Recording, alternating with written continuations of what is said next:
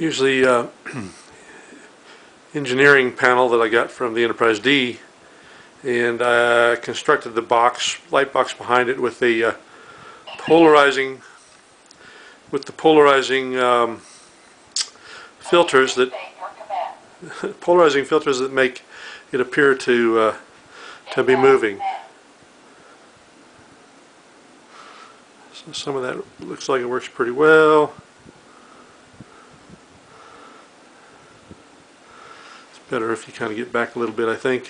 And there's the power conduit down below that you can see that lit up and working amongst other props that I have.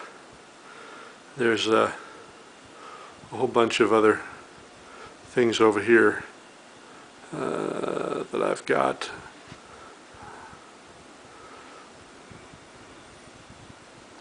Some are original, some aren't. Some are replicas, but about half of that's original stuff. But I'm really proud of this little unit in this panel. So, computer, lights, computer, computer, disengage lights.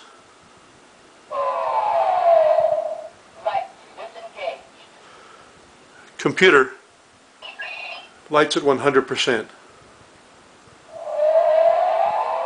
Lights at 100%. Okay.